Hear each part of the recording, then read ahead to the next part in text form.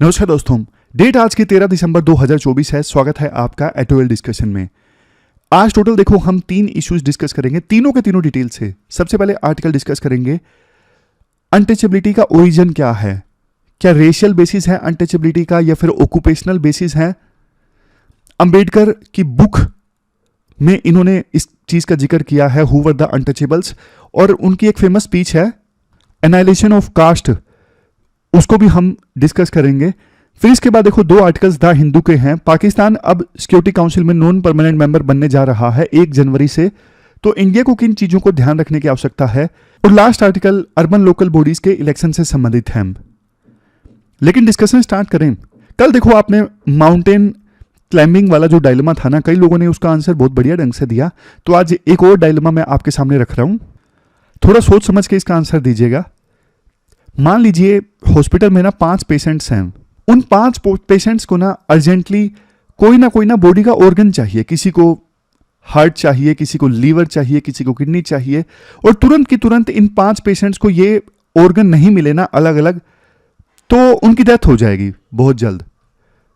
तो उसी बीच एक ना हेल्दी पर्सन आता है हॉस्पिटल में अपने रूटीन चेकअप के लिए, और डॉक्टर को ये लगता है, सर्जन को ये लगता है कि ये जो पर्सन है ना, हेल्दी पर्सन है, इनसे अगर ये 5 ऑर्गन्स निकाल के लगा दिए जाएं 5 पेशेंट्स को, तो काम चल जाएगा, 5 लोगों की जिंदगी बच जाएगी।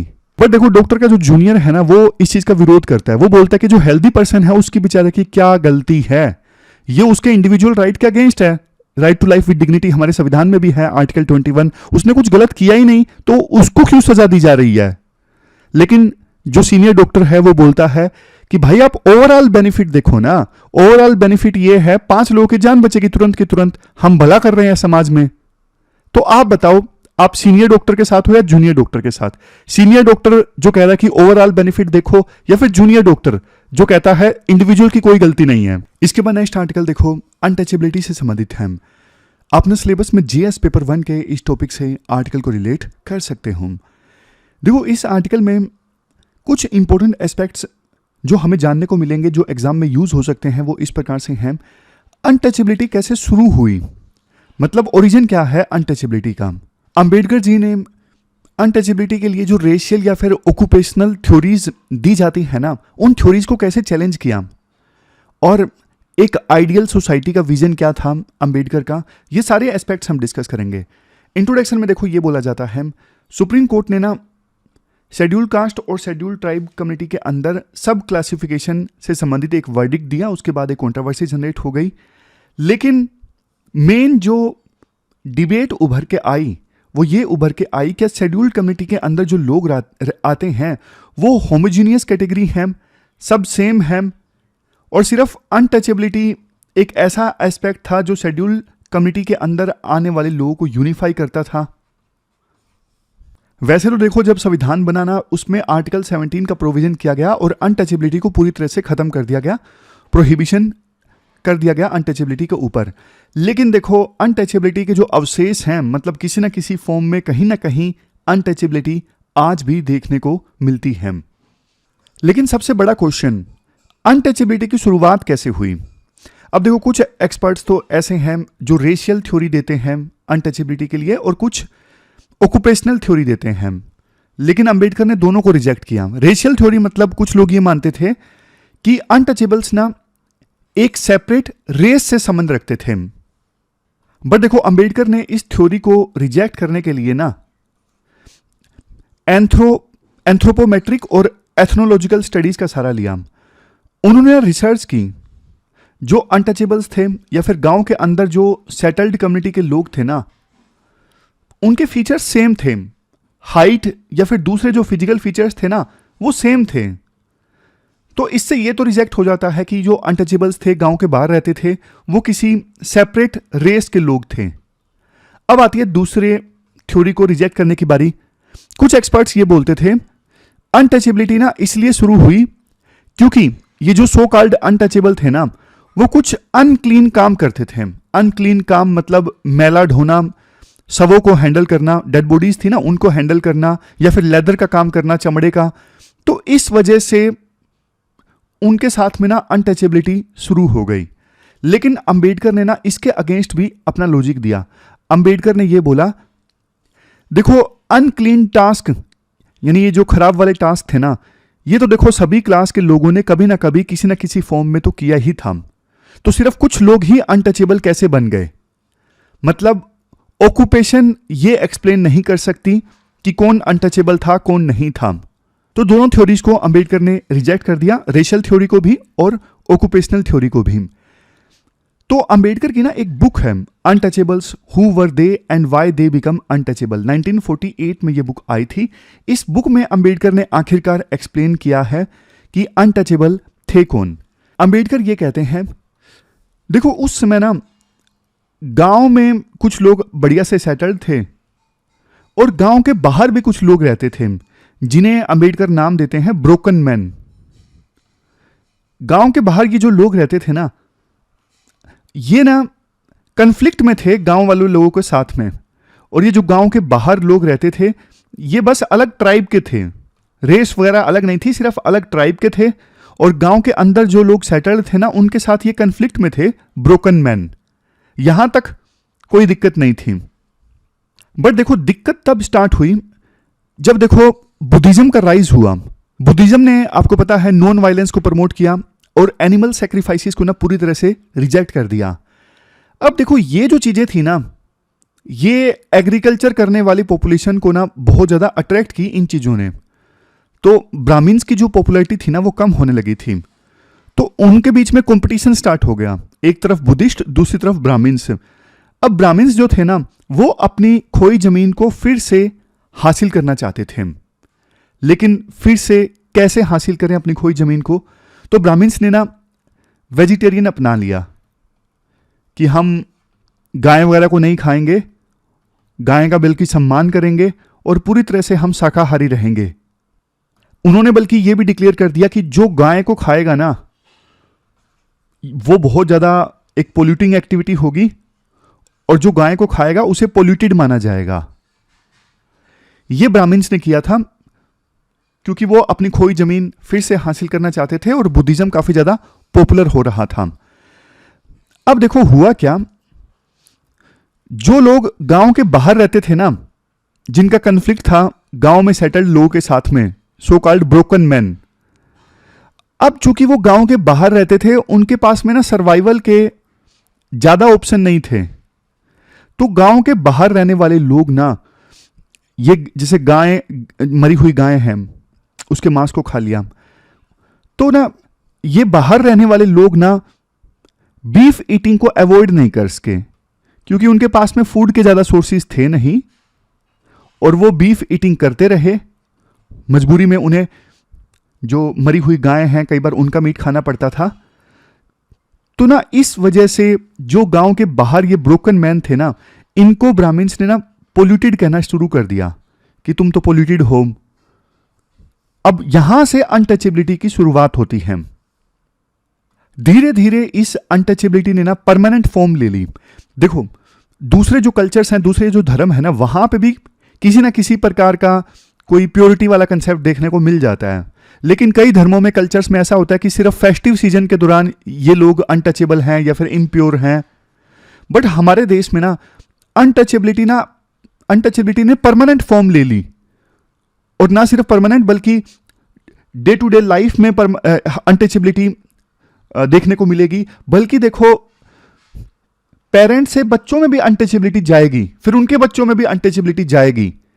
तो इस वजह से अनटचेबिलिटी हमारे कल्चर, हमारे धर्म में जो देखने को मिली ना, बहुत ज्यादा आप कह सकते हो इंटेंस थी, बहुत ही ज्यादा बड़े लेवल पे थी। इसके बाद देखो जब देश आजाद हुआ ना, तो अंबेडकर ने कुछ कंडीशंस रखी थी कि जो सो कॉल्ड अनटचेबल हैं या फिर मार्जिनलाइज्ड सेक्शंस के लोग हैं ना, वो मेजोरिटी रूल के अंडर आएंगे। तो ये कंडीशंस जो हैं इन्हें स्वीकार करना पड़ेगा। जैसे सबसे पहले उन्होंने कंडीशन रखी थी इक्वल सिटीजनशिप। अंबेडकर का ये मानना था कि हर सिटीजन को ना इक्वल राइट्स मिलने चाहिए। और क्योंकि देखो ये चीज जो है ना, वो अनटचेबिलिटी और कास्ट बेस्ड डिस्क्रिमिनेशन को खत्म करती है। इक्वल राइट्स होंगे तो फिर अनटचेबिलिटी होगी नहीं ना, कास्ट बेस्ड डिस्क्रिमिनेशन होगा नहीं। तो संविधान में सीधा सीधा आर्टिकल 17 इंक्लूड किया गया था अनटचेबिलिटी को खत्म करने के लिए। फिर अंबेडकर ने दूसरी कंडीशन ये रखी थी कि सिर्फ फंडामेंटल राइट्स इंक्लूड करना इनफ नहीं है, अगर फंडामेंटल राइट्स का वायलेशन होता है तो पनिशमेंट भी होनी चाहिए, तो पनिशमेंट का भी प्रोविजन किया गया। फिर अंबेडकर ने तीसरी कंडीशन ये रखी, लेजिस्लेशन मतलब लॉ एंड एग्जीक्यूटिव ऑर्डर मतलब सरकार के आदेश, दोनों के थ्रू, कानून और सरकार के आदेशों के थ्रू डिस्क्रिमिनेशन के अगेंस्ट सो कॉल्ड अनटचेबल्स को प्रोटेक्ट करना जरूरी है। फिर अंबेडकर ने एक बात ये बोली, लेजिस्लेचर्स में और पब्लिक सर्विसेज में मार्जिनलाइज सेक्शंस के लोगों का इनफ रिप्रेजेंटेशन होना चाहिए। बाद में रिजर्वेशन का प्रोविजन किया गया, जैसा आपको पता है। अंबेडकर ने एक स्पेशल डिपार्टमेंट बनाने की बात भी कही थी मार्जिनलाइज्ड कम्युनिटीज के वेलफेयर के लिए। आज आप देख लीजिए अलग से डिपार्टमेंट है। उन्होंने ये भी बोला था जो डिसीजन मेकिंग बॉडीज है ना, जैसे कैबिनेट, वहां पे मार्जिनलाइज्ड सेक्शंस के लोगों का रिप्रेजेंटेशन होना चाहिए, ताकि देखो पॉलिसी मेकिंग में ना मेजोरिटी रूल होगा, तो पॉलिसी मेकिंग में ना जो मार्जिनलाइज्ड कम्युनिटी के लोग हैं ना, उनका से जाएगा नहीं, उनका ध्यान रखा जाएगा। लास्ट में ना एक अंबेडकर की ना स्पीच की बात की जाती है। अंबेडकर को ना एक स्पीच देनी थी 1936 में, ये काफी इंपॉर्टेंट है, ध्यान से सुनिएगा। स्पीच का नाम था एनाइलेशन ऑफ कास्ट। अंबेडकर के द्वारा देखो स्पीच प्रिपेयर कर ली गई थी और ये स्पीच देनी थी एक एनुअल कॉन्फ्रेंस में। जात पात तोड़क मंडल इनकी ना एनुअल कॉन्फ्रेंस होनी थी और वहां पे अंबेडकर को ये स्पीच देनी थी एनाइलेशन ऑफ कास्ट। लेकिन देखो स्पीच देने से पहले ही ना कंट्रोवर्सी जनरेट हो गई, तो इस कॉन्फ्रेंस के जो आयोजक थे ना, उन्होंने अंबेडकर को मना कर दिया कि आप ये स्पीच मत दीजिए, दिक्कत हो जाएगी। तो बाद में अंबेडकर ने ये स्पीच उस कॉन्फ्रेंस में तो नहीं दी थी, पब्लिश कर दी थी, मतलब आर्टिकल के फॉर्म में लिख दी थी। तो स्पीच के जो पॉइंट्स है ना वो काफी ज्यादा इंपॉर्टेंट है। अंबेडकर ने ये कहा था जो कास्ट है ना, सोसाइटी को एकजुट करने के बजाय सोसाइटी को ना डिसऑर्गेनाइज करती है। अंबेडकर ने ये बोला कोई भी चीज आप कास्ट के बेसिस पे बिल्ड करोगे ना, वो टूट जाएगी, समझे। और उन्होंने ये बोला कास्ट ना एक आइडिया है, एक स्टेट ऑफ माइंड है, अगर इसको डिस्ट्रॉय करना है ना, तो वो शास्त्र जो जस्टिफाई करते हैं कास्ट को, आपको ना शास्त्रों की पवित्रता पे अटैक करना होगा। यहां पर देखो, caste is not a physical barrier but a notion और ए स्टेट ऑफ माइंड। तो उन्होंने ये आह्वान किया था, शास्त्रों के अंदर जो बिलीफ है ना, शास्त्रों की पवित्रता के अंदर जो बिलीफ है उसको डिस्ट्रॉय कर दो, क्योंकि शास्त्र ही है जो देखो कास्ट ऑर्डर को और वर्ण को लेजिटिमाइज करते हैं। और यहां पे ना दो चीजें हैं, देखो, एक है रिलीजन ऑफ रूल्स और दूसरा है religion of principles. Religion of rules versus religion of principles. तो अंबेडकर ने ना रिलीजन ऑफ प्रिंसिपल्स को सपोर्ट किया, ना कि रिलीजन ऑफ रूल्स को। रिलीजन ऑफ प्रिंसिपल मतलब जिसमें लिबर्टी हो, इक्वालिटी हो, फ्रेटर्निटी की वैल्यूज हो और रिजिड शास्त्राज ना हो। और रिलीजन ऑफ रूल्स क्या होता है? रिलीजन ऑफ रूल्स होता है जिसमें देखो शास्त्रों की बात मानी जाए और ये सब वैल्यूज ना हो, जैसे लिबर्टी और इक्वालिटी, फ्रेटर्निटी। तो अंबेडकर ने क्या सपोर्ट किया? अंबेडकर ने सपोर्ट किया रिलीजन ऑफ प्रिंसिपल्स, ना कि रिलीजन ऑफ रूल्स। वैसे देखो इस स्पीच के बाद में ना गांधी और अंबेडकर के बीच में ना कास्ट को लेके जो डिफरेंसेस थे ना वो पूरी तरह से सामने आ गए थे। गांधी भी देखो अनटचेबिलिटी को खत्म करना चाहते थे, बट गांधी की सोच अलग थी। अनटचेबिलिटी को खत्म करने के लिए गांधी कास्ट को नहीं खत्म करना चाहते थे, बट अंबेडकर कहते थे कि भैया कास्ट को खत्म करोगे ही तब ये अनटचेबिलिटी खत्म होगी। और इस वजह से अंबेडकर ने ना ये सब प्रमोट किया बहुत ज्यादा जोर शोर से कि इंटर मैरिज होनी चाहिए, इंटर डाइनिंग होनी चाहिए। लेकिन इनसे सिर्फ अनटचेबिलिटी खत्म नहीं होगी, अनटचेबिलिटी असली खत्म होगी जब देखो आप ना शास्त्रों की पवित्रता को चैलेंज करोगे, उनको डिस्ट्रॉय करोगे। तो ये पूरा आर्टिकल हमने डिस्कस किया अनटचेबिलिटी से संबंधित। चलते हैं आगे। इसके बाद नेक्स्ट आर्टिकल देखो, यूनाइटेड नेशंस सिक्योरिटी काउंसिल में ना पाकिस्तान की एंट्री से संबंधित है। अपने सिलेबस में जीएस पेपर सेकंड के इस टॉपिक से आर्टिकल को रिलेट कर सकते हो। क्या कंटेस्ट है? देखो यूनाइटेड नेशंस सिक्योरिटी काउंसिल में आपको पता है टोटल 15 मेंबर्स होते हैं, 5 तो परमानेंट और 10 नॉन परमानेंट। 5 परमानेंट कौन कौन से हैं? यूएस, रशिया, चाइना, फ्रांस और यूके। इनके पास में वीटो पावर्स होती हैं। इसका मतलब ये है अगर इनमें से किसी एक ने रेजोल्यूशन के अगेंस्ट वोट कर दिया तो फिर देखो वो रेजोल्यूशन पास नहीं हो पाता यूनाइटेड नेशंस सिक्योरिटी काउंसिल में। तो अभी हमें जो इशू डिस्कस करना है ना, वो पाकिस्तान की एंट्री से संबंधित है यूएनएससी में। 1 जनवरी 2025 से ना Pakistan United Nations Security council का ना नॉन परमानेंट मेंबर होगा, और ये 8वीं बार होगा कि Pakistan United Nations Security council का नॉन परमानेंट मेंबर बनेगा। अभी देखो 5 सदस्यों की जो मेंबरशिप है वो खत्म हो रही है। कौन कौन से नाम आपको बताता हूं, ये देखो, इक्वाडोर, जापान, माल्टा, मोजाम्बिक, स्विट्जरलैंड, इनकी मेंबरशिप खत्म हो रही है। और नए जो मेंबर्स हैं वो इस प्रकार से हैं: डेनमार्क, ग्रीस, पाकिस्तान, पनामा और सोमालिया। ऑलरेडी जिनकी मेंबरशिप अभी चलेगी 5 वो members Algeria, Guyana, Republic of Korea, Sira Leone और स्लोवेनिया।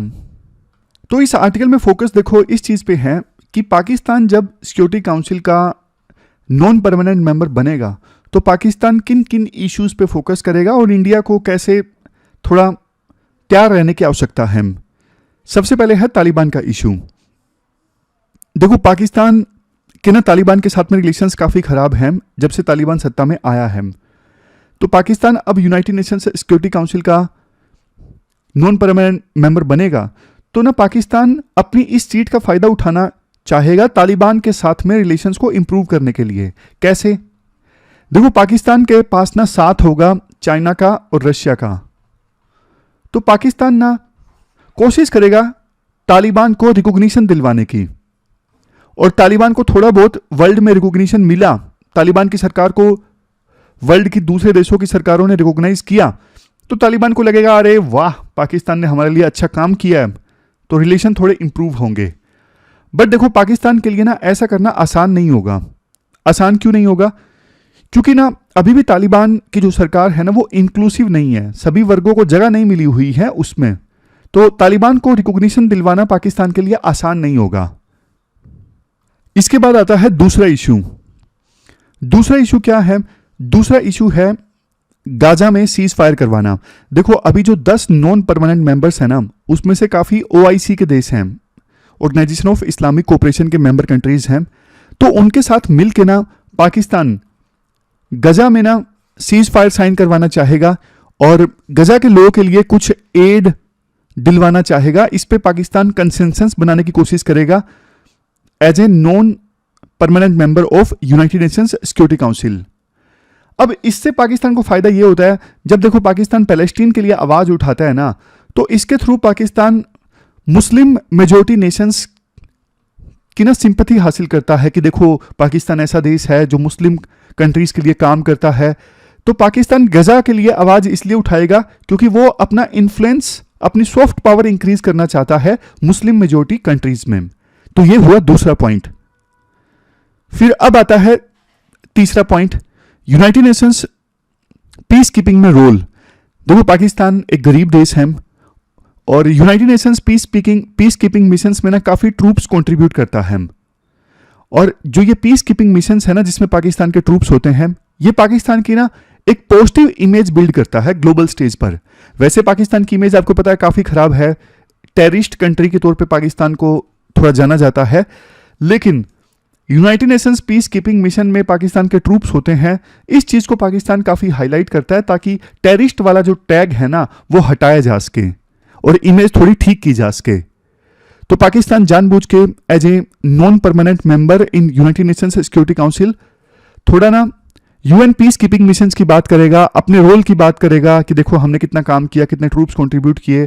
पाकिस्तान ये भी बोलेगा कि इन मिशंस की वर्किंग थोड़ी इंप्रूव की जाए, फंडिंग थोड़ी ज़्यादा दी जाए, ये सब चीज़ें पाकिस्तान बोलेगा क्योंकि इससे वो अपनी इमेज जो है टेररिस्ट स्टेट की उसे डाइल्यूट करना चाहता है। अब आते हैं चौथा पॉइंट की, एंटी इंडिया नरेटिव।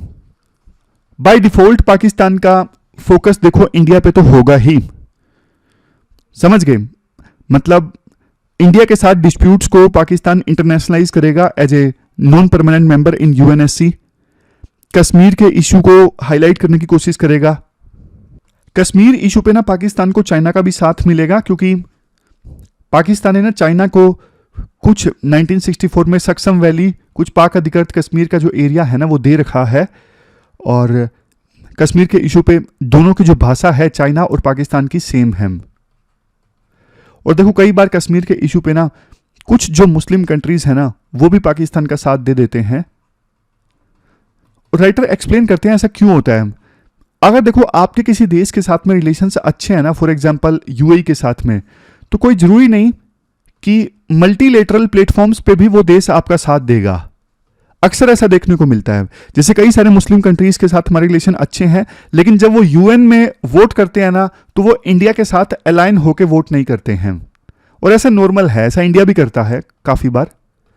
और वो देश जो इंडिया के अगेंस्ट वोट करते हैं वैसे उनके साथ इंडिया के रिश्ते अच्छे हैं। बाद में वो एक्सप्लेन भी करते हैं कि देखो हमने वोट पर्सनल कैपेसिटी में नहीं किया है, एज ए मुस्लिम कंट्री किया है या फिर मजबूरी के चलते किया है, ऐसा वो एक्सप्लेन भी करते हैं। फिर राइटर देखो ये पॉइंट भी बोलते हैं, पाकिस्तान के ऊपर जो टेररिस्ट स्टेट का टैग लगा हुआ है ना, अब उसका एक रीजन ये भी है, जैसे यूनाइटेड नेशंस रेजोल्यूशन 1267 जिसमें टेररिस्ट ऑर्गेनाइजेशन के ऊपर सैंक्शंस लगाए जाते हैं। अब इसमें ना पाकिस्तान बेस्ड ऑर्गेनाइजेशंस भी हैं, जैसे लश्कर ए तोयबा, जैसे मोहम्मद। बट पाकिस्तान क्या करेगा बदले में? देखो पाकिस्तान ने ना यूनाइटेड नेशंस सिक्योरिटी काउंसिल को डोजियर सौंपे हैं, जिसमें उन्होंने ये दावा किया है कि देखो इंडिया ने हमारे देश में टेररिस्ट अटैक्स करवाए हैं। पाकिस्तान तो देखो इस चीज को ना एक रिलीजियस कलर भी देने की कोशिश करता है। जैसे 4 हिंदुओं का नाम लिया, पाकिस्तान ने कोशिश की कम से कम एक हिंदू का नाम आ जाए उन लोगों की लिस्ट में जिनको यूनाइटेड नेशंस सिक्योरिटी काउंसिल ने टेररिस्ट टैग दिया हुआ है। जब इंडिया देखो यूनाइटेड नेशंस सिक्योरिटी काउंसिल का नॉन परमानेंट मेंबर था ना 2021 से लेकर 2022 के बीच में, तो एक पाकिस्तानी टेररिस्ट है अब्दुल रहमान मक्की, लश्कर ए तोयबा का डिप्टी लीडर है। इसको इंडिया ने ना सैंक्शन टेररिस्ट की लिस्ट में डलवा दिया था अंडर 126 सैंक्शंस, और यूएनएससी से अप्रूवल भी मिल गया था। तो ये इंडिया की एक बड़ी जीत थी। पहली बार था कि इंडिया ने खुद से किसी टेररिस्ट को इस 1267 सैंक्शंस वाली लिस्ट में डलवाया, और ये पाकिस्तान के लिए एक बहुत बड़ा धक्का था। तो अब पाकिस्तान की कोशिश ये होगी कि किसी ना किसी इंडियन को, खास करके हिंदू को, इस 1267 सैंक्शंस वाली लिस्ट में डलवाया जाए। पहले पाकिस्तान ये कोशिश कर चुका है, नाकाम साबित हुआ था। अब एक बार फिर से पाकिस्तान ये कोशिश करेगा। और बात रही आर्टिकल 370 का स्टेटस रिस्टोर करने की या फिर जम्मू एंड कश्मीर की, देखो चाइना को अगर छोड़ देना तो बाकी जो परमानेंट मेंबर्स हैं ना, बाकी जो परमानेंट मेंबर्स हैं सिक्योरिटी काउंसिल में, उनकी कोई इच्छा नहीं होती कि हाँ भाई जम्मू एंड कश्मीर पे कोई चर्चा हो या फिर रेजोल्यूशन पास किया जाए। सिर्फ चाइना है जो पाकिस्तान का साथ देता है। तो इंडिया अपने मित्र देशों के साथ मिलके, बाकी सिक्योरिटी काउंसिल में जो इंडिया के दोस्त देश हैं ना, जैसे यूएसए वगैरह, फ्रांस वगैरह है, उनकी सहायता से आसानी से इंडिया जम्मू एंड कश्मीर पे कोई चर्चा या फिर रेजोल्यूशन जो है उसको रिजेक्ट करवा सकता है। इसमें दिक्कत नहीं है। यहां पे राइटर एक पॉइंट ये भी बोलते हैं, देखो जो यूएस, यूके, फ्रांस जैसे देश है ना, वो थोड़ा ओपन स्पीच में बिलीव करते हैं। तो कई बार ना वो डिस्कशन पे राजी हो जाते हैं कि हाँ डिस्कशन कर लो, डिस्कशन में क्या होता है, मतलब वोट वगैरह मत करो, डिस्कशन कर लो, कोई दिक्कत नहीं है। लेकिन इस बात पे डिपेंड करता है कि वो डिस्कशन क्लोज डोर में है या फिर ओपन डिस्कशन है। अगर देखो ओपन डिस्कशन होगी जम्मू एंड कश्मीर के इशू पे, तो पाकिस्तान डेफिनेटली देखो इंडिया को घसीटना चाहेगा। देखो इंडिया का ना कद अब बड़ा है। इंडिया पाकिस्तान के साथ में नहीं एंगेज करना चाहता ग्लोबल प्लेटफॉर्म्स पे। इंडिया को लगता है यार ये खामा खा का हमारे पीछे पड़ रहा है, चेप हो रहा है, ऐसा इंडिया को लगता है पाकिस्तान के बारे में। तो पाकिस्तान लेकिन चेप होता रहता है इंडिया के। तो इसीलिए इंडिया नहीं चाहेगा कि हमारे ना ग्लोबल इमेज जो है लोग हमें ना पाकिस्तान के साथ जोड़ के देखें। इसलिए इंडिया नहीं चाहता कि ओपन डोर में ये जम्मू एंड कश्मीर पे डिस्कशन हो। तो देखना होगा कि अपने जो P5 वाले देश हैं, जो इंडिया के दोस्त हैं, उनको इंडिया कैसे मना पाता है कि डिस्कशन करो भी तो भाई क्लोज डोर कर लो और कोई फॉर्मेलिटी कर लो, कोई इस पे वोटिंग वगैरह मत करवाओ। नेक्स्ट पॉइंट ये है, पाकिस्तान ने ना पास्ट में इस्लामोफोबिया को इस्तेमाल किया है टेररिज्म के अगेंस्ट फाइट को कमजोर बनाने के लिए। इस्लामोफोबिया का कंसेप्ट कहता है मुस्लिम से और इस्लाम से बेवजह नफरत, और ये जो नफरत है ना इस्लाम और मुस्लिम्स के अगेंस्ट स्टीरियोटाइपिंग की वजह से होती है। तो पाकिस्तान इसका इस्तेमाल करेगा आतंकवाद के अगेंस्ट लड़ाई को कमजोर करने के लिए। जब देखो 2021 में United Nations global counter terrorism strategy discuss की गई थी ना, और बाद में 2023 में भी, तो पाकिस्तान और ओआईसी ने मिलकर ना इस्लामोफोबिया का इस्तेमाल किया टेररिज्म की जस्टिफिकेशन के लिए। लेकिन उस समय देखो इंडिया अकेला खड़ा रहा और इंडिया ने इस रेफरेंस को रिमूव करवाया। लेकिन 2022 के अंत में इंडिया ने काउंसिल को छोड़ दिया। बाद में देखो यूएई और दूसरे देशों ने मिलकर यूएनएससी के प्रेसिडेंशियल स्टेटमेंट में इस्लामोफोबिया को पहली बार ऐड करवा दिया था फरवरी 2023 में। फिर देखो एक इशू आता है इंडस वाटर ट्रीटी का। पाकिस्तान प्योरली अपनी डोमेस्टिक ऑडियंस के लिए ना इंडस वाटर ट्रीटी का इशू भी रेज करना चाहेगा, प्योरली अपनी डोमेस्टिक ऑडियंस के लिए होगा, क्योंकि ऑलरेडी इंडस वाटर ट्रीटी का फैसला वर्ल्ड बैंक ब्रोकर्ड एग्रीमेंट से हो चुका है। तो एक प्रकार से ये ना as a non permanent security council का मेंबर अपने पद का मिसयूज करने वाली बात होगी। देखो जब इंडिया 2021 से 22 के बीच में सिक्योरिटी काउंसिल का नॉन परमानेंट मेंबर था ना, तो इंडिया ने इंटरनेशनल पीस और सिक्योरिटी के इश्यूज को मजबूत किया। वैसे ना एक कंसेप्ट है अरिया फॉर्मूला। अरिया फॉर्मूला मतलब जो भी देखो सिक्योरिटी काउंसिल का नॉन परमानेंट मेंबर होता है ना, वो मेंबर होने के चलते किसी भी इशू पे इनफॉर्मल मीटिंग कर सकता है। लेकिन इंडिया ने ऐसा नहीं किया। इंडिया ने सिर्फ काउंसिल की जो प्रायोरिटीज थी ना उन्हीं पे फोकस किया। लेकिन पाकिस्तान के ऊपर ऐसा कोई कंपल्सन नहीं होगा। पाकिस्तान तो पाकिस्तान है, तो Pakistan purely as a security council का नॉन परमानेंट मेंबर अपने फायदे के लिए इस पोस्ट का इस्तेमाल करेगा प्योरली। जबकि देखो इंडिया ने बहुत सारे ऐसे इश्यूज को रेज किया, बात की sustainable development goals 2023, global south के ऊपर डेट बर्डन बढ़ रहा है, मल्टीलेटरल फाइनेंशियल इंस्टीट्यूशंस में रिफॉर्म लाना जरूरी है, क्लाइमेट चेंज। लेकिन अब यही तो डिफरेंस है ना इंडिया और पाकिस्तान के बीच में। तो इंडिया को तैयार रहना चाहिए। इंडिया P5 यानी परमानेंट 5 जो है उनमें से जो इंडिया के मित्र देश हैं फ्रांस, यूएसए, ये सब, तो इनके साथ मिलके पाकिस्तान जो चीजें इंडिया के अगेंस्ट करेगा ना, तो इंडिया को पहले से तैयार रह के उन चीजों को रोकना है। तो ये पूरा आर्टिकल हमने डिस्कस किया। चलते हैं आगे।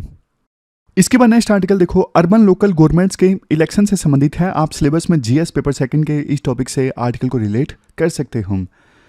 देखो जो अर्बन लोकल गवर्नमेंट्स है ना, वो लोकल सेल्फ गवर्नेंस की ना डिसेंट्रलाइज्ड यूनिट है। शहरों में बिल्कुल बेसिक एमिनिटीज प्रोवाइड करती हैं, जैसे पानी की सर्विस है, बिजली की सर्विस है, होकर जोन को डिवाइड करना, ये सारी चीज़ें basic services urban local governments के द्वारा प्रोवाइड किए जाते हैं।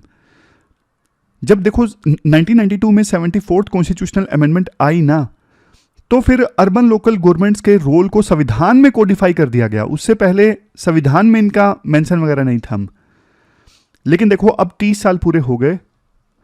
अर्बन लोकल गवर्नमेंट के जो ऑब्जेक्टिव्स थे ना, उनको देखो असल मायने में रियलाइज करना अभी भी बाकी है। अभी कल की न्यूज़ है, वन नेशन वन इलेक्शन को कैबिनेट से अप्रूवल मिला। अब अगर देखो स्टेट और सेंटर के इलेक्शंस के साथ साथ 100 दिनों के अंदर अंदर, जैसा कि रामनाथ कोविंद की रिपोर्ट ने बोला था, 100 दिनों के अंदर अंदर लोकल इलेक्शंस भी होते हैं, लोकल बॉडीज के लिए इलेक्शंस होते हैं, तो बहुत अच्छा होगा अगर ये इंप्लीमेंट होता है तो। क्योंकि देखो दिक्कत अभी ये है कि अर्बन लोकल बॉडीज के जो इलेक्शंस हैं ना, बहुत ज़्यादा इरेगुलर हैं। बेशक संविधान में बोल दिया गया कि हर 5 साल बाद इलेक्शंस होंगे, लेकिन ग्राउंड लेवल पे हर 5 साल बाद इलेक्शंस होते नहीं हैं। क्यों नहीं होते? क्योंकि देखो स्टेट इलेक्शन कमीशंस जो है ना, वो इंपावर्ड नहीं है डीलिमिटेशन के लिए। और डीलिमिटेशन का जो इशू है ना, कई बार रिजर्वेशन का इशू है, डीलिमिटेशन का इशू है, ये कोर्ट में चला जाता है। कोर्ट में चला जाता है तो वो लटकता रहता है और इलेक्शन होते नहीं है अर्बन लोकल बॉडी के लिए। और मीनवाइल फिर सरकार चलाती है अर्बन लोकल बॉडी को कमिश्नर वगैरह के थ्रू। तो ये दिक्कत आती है। तो इसलिए देखो एक इंडिपेंडेंट बॉडी होनी चाहिए जो डीलिमिटेशन वगैरह करे, जो रिजर्वेशन वगैरह के मामलों पर डिसीजन ले, ताकि ना कंट्रोवर्सी पैदा ना हो और इलेक्शंस डिले ना हो। तो पहली तो ये चीज है। दूसरा पॉइंट देखो ये है, कई बार ना अर्बन लोकल बॉडीज में ना इलेक्शन हो जाते हैं। इलेक्शन होने के बाद में भी गवर्नमेंट जो है ना वो नॉन सीरियस रहती है। अब इलेक्शन हो गए, रिजल्ट सामने आ गया, तो अब ना अर्बन लोकल बॉडीज में काफी सारी कमेटीज ऑपरेशनल होनी होती हैं, बट ना स्टेट गवर्नमेंट बहुत डिले कर देती है इवन इलेक्शंस के बाद उन कमेटीज को ऑपरेशनल करने में। मीनवाइल फिर सरकार कमिश्नर वगैरह के थ्रू काम चलाती रहती है। तो इनडायरेक्ट मतलब सरकार ना अर्बन लोकल बॉडीज को पूरी तरह से कमजोर करने की कोशिश करती है। अर्बन लोकल बॉडीज देखो ठीक से काम करेंगी, सिटीजन्स का अगर रिप्रेजेंटेशन होगा तो जाहिर तौर पे सिटीजन्स की जो ग्रीवेंसेस हैं, डेवलपमेंटल नीड्स हैं, उनको ज़्यादा अच्छे से पूरा किया जाएगा।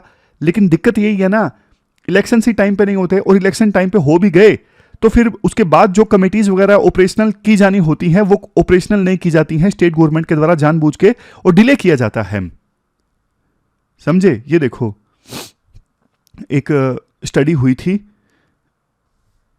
जन आगरा के द्वारा ये स्टडी कंडक्ट की गई थी। 11 महीनों का डिले एवरेज बेसिस पर इलेक्शन रिजल्ट के द्वारा काउंसिल्स की फॉर्मेशन में देखने को मिलता है कर्नाटक के म्युनिसिपल कॉरपोरेशन में। तो ये कर्नाटक का एग्जांपल है, लेकिन दूसरी जगह भी अप्लाई होता है। तो इसी वजह से राइटर बोलते हैं, देखो पहले तो जब हम वन नेशन वन इलेक्शन की बात करते थे ना, तो उसके साथ अर्बन लोकल बॉडीज के इलेक्शन की बात नहीं करते थे।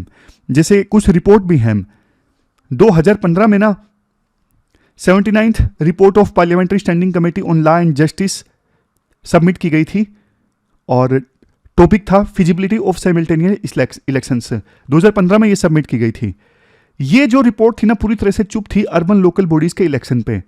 बाद में एक डिस्कशन पेपर रिलीज किया गया नीति आयोग के द्वारा 2017 में, उसका नाम था एनालिसिस ऑफ साइमल्टेनियस इलेक्शंस। इस डिस्कशन पेपर में भी ना अर्बन लोकल बॉडीज को इंक्लूड नहीं किया गया। ये बोल दिया गया ये तो स्टेट सब्जेक्ट हैं और इनका नंबर काफी ज्यादा है, तो अर्बन लोकल बॉडीज के साथ में स्टेट और पार्लियामेंट के इलेक्शंस सिंक्रोनाइज करना एक बहुत बड़ी चुनौती होगी, ये इनप्रैक्टिकल है। लेकिन देखो अच्छी चीज ये है, अभी जो हाई लेवल कमेटी गठित की गई थी ना पूर्व राष्ट्रपति रामनाथ कोविंद की अध्यक्षता में, उन्होंने ये बोला कि वन नेशन वन इलेक्शन में ना अर्बन लोकल बॉडीज के इलेक्शंस भी आते हैं।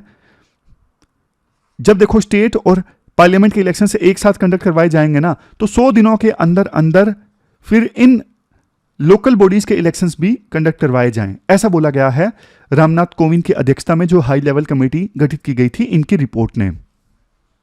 फिर देखो ये पॉइंट तो मैंने आपको बता ही दिया। कैग की रिपोर्ट ये कहती है 15 स्टेट में से सिर्फ 4 राज्य ऐसे हैं जिन्होंने अपने स्टेट इलेक्शन कमीशन को इंपावर्ड किया है कि वो वार्ड लेवल पे डिलिमिटेशन कर सकते हैं। अदरवाइज बाकी स्टेट इलेक्शन कमीशन तो इंपावर्ड ही नहीं है, इस वजह से इलेक्शन डिले हो जाते हैं। तो पॉइंट वही है जो मैंने पहले दिया, ये जो काम है ना वार्ड लेवल डिलिमिटेशन या फिर रिजर्वेशन एक्सरसाइज, ये देखो किसी एक इंडिपेंडेंट अथॉरिटी के द्वारा कैरी आउट किए जाने चाहिए जैसे स्टेट इलेक्शन कमीशन, ताकि डिले ना हो इलेक्शंस कंडक्ट करवाने में। लास्ट में कंक्लूजन में राइटर ये बोलते हैं, देखो जैसा कि हाई लेवल कमेटी की रिकमेंडेशन अगर मानी जाती है ना कि स्टेट और पार्लियामेंट के इलेक्शंस कंडक्ट होने के तुरंत 100 दिनों के अंदर अंदर फिर लोकल बॉडीज के इलेक्शन हो, तो उसके लिए पहले ना हमें ये एनालाइज करना होगा कि क्या क्या चैलेंजेस आते हैं अर्बन लोकल बॉडीज या फिर जो रूरल लोकल बॉडीज हैं उनके इलेक्शन कंडक्ट करवाने में। तो उन चैलेंजेस को पहले एड्रेस किया जाए, तभी फिर इन लोकल बॉडीज के जो इलेक्शन है ना वो साइमल्टेनियसली कंडक्ट करवाए जा सकते हैं। तो ये पूरा आर्टिकल हमने डिस्कस किया। अब लास्ट में समरी देख लेते हैं थोड़ा। सबसे पहले हमने अंबेडकर का आर्टिकल डिस्कस किया था अनटचेबिलिटी से संबंधित, जिसमें वो बोलते हैं ना तो देखो ऑक्यूपेशनल बेसिस है ना ही रेशियल बेसिस है अनटचेबिलिटी के स्टार्ट होने का। अनटचेबिलिटी स्टार्ट हुई थी ब्राह्मण्स और बुद्धिस्ट के बीच लड़ाई के बीच में, क्योंकि ब्राह्मण्स जो थे अपना खोई जमीन फिर से हासिल करना चाहते थे, इस वजह से उन्होंने वेजिटेरियन फूड खाना स्टार्ट कर दिया। और गांव के बाहर वो लोग जिनकी मजबूरी थी उनको गाय का मीट वगैरह खाना पड़ता था, तो फिर उनको अलग थलग कर दिया गया ब्राह्मण्स के द्वारा, और यहीं से अनटचेबिलिटी की शुरुआत होती है। फिर कुछ राइट्स की मांग की थी अंबेडकर ने, जैसे यहां पर देखो equal citizenship and fundamental rights, penalties for right infringement, protection against discrimination, representation in legislature, representation in public services, in rights की डिमांड रखी थी। तभी उन्होंने बोला था कि मार्जिनलाइज्ड सेक्शंस के लोग जो हैं मेजॉरिटी के रूल के अंडर आएंगे। बाद में एनाहिलेशन ऑफ कास्ट उनकी एक स्पीच दी जो वो दे नहीं सके थे, बाद में उन्होंने पब्लिश की थी आर्टिकल्स के थ्रू। इसमें उन्होंने बोला था कास्ट जो है सोसाइटी को डिसऑर्गेनाइज करती है, अगर कुछ भी आप कास्ट के ऊपर बिल्ड करोगे तो वो टूट जाएगा। कास्ट एक स्टेट ऑफ माइंड है, फिजिकल बैरियर नहीं है। और इंटरमैरिज और इंटरडाइनिंग सिर्फ इनसे कास्ट नहीं टूटेगी। जो शास्त्र लेजिटिमाइज करते हैं कास्ट को, वर्णों को, उनकी पवित्रता को आप डिस्ट्रॉय करो। फिर हमने पाकिस्तान वाला आर्टिकल डिस्कस किया कि पाकिस्तान सिक्योरिटी काउंसिल का नॉन परमानेंट मेंबर बनेगा, किन किन चीज़ों पे फोकस करेगा। तालिबान के साथ रिश्तों को ठीक करने की कोशिश करेगा, इसके अलावा गजा में पीस की वकालत करेगा OIC मेंबर कंट्रीज के साथ मिलकर, ताकि अपना इन्फ्लुएंस इंक्रीज किया जा सके। फिर देखो इंडिया के अगेंस्ट तो बोलेगा ही बोलेगा, चाहे वो कश्मीर का इशू है, और टेररिज्म के इशू पे इंडिया को फंसाने की कोशिश करेगा। इस्लामोफोबिया के नाम पे टेररिज्म के अगेंस्ट लड़ाई को कमजोर करेगा, और इंडस वाटर ट्रीटी को भी लेके आएगा, और इस प्रकार से वो अपने पद का मिसयूज करेगा। फिर हमने अर्बन लोकल बॉडीज वाला आर्टिकल डिस्कस किया, जिसमें ये बोला गया कि पहले तो देखो जब हम अर्बन लोकल बॉडीज के इलेक्शन की बात करते तो उसे वन नेशन वन इलेक्शन के नैरेटिव में शामिल नहीं किया जाता, लेकिन इस बार अच्छी चीज ये हुई, हाई लेवल कमेटी जो गठित की गई थी पूर्व राष्ट्रपति रामनाथ कोविंद की अध्यक्षता में, उन्होंने अर्बन ये जो लोकल बॉडीज हैं उनके इलेक्शन को भी सिंक्रोनाइज करने की बात कही, स्टेट और पार्लियामेंट के इलेक्शंस के साथ में। लेकिन पहले हम ये समझ लें इलेक्शन का डिले क्यों होता है, क्योंकि देखो 15 में से सिर्फ 4 राज्य ऐसे हैं जिन्होंने स्टेट इलेक्शन कमीशन को पावर दी है कि वो डिलिमिटेशन कर सकें वार्ड लेवल पे। तो ना हमें सबसे पहले ये देखना होगा क्या बाधा आती हैं लोकल बॉडीज के इलेक्शन कंडक्ट करवाने में। जैसे एक ये है वार्ड लेवल पे डिलिमिटेशन, और दूसरा है रिजर्वेशन का इशू। तो इन इश्यूज को एड्रेस करने के लिए ना अलग से एक बॉडी होनी चाहिए। तो ये आर्टिकल था। अब लास्ट में आर्टिकल क्वेश्चन देख लीजिए जो आपको अटेम्प्ट करना है। ये क्वेश्चन आपको अटेम्प्ट करना है अनटचेबिलिटी वाला, जो हमने पहला आर्टिकल डिस्कस किया था। 250 वर्ड्स में इस क्वेश्चन का आंसर देना है, 15 मार्क्स का ये क्वेश्चन है। ये थी हमारी आज की डिस्कशन। कल मिलते हैं फिर से एक नई डिस्कशन के साथ। आप अच्छे से पढ़िए, अपना बेस्ट दीजिए। Thank you very much for discussion.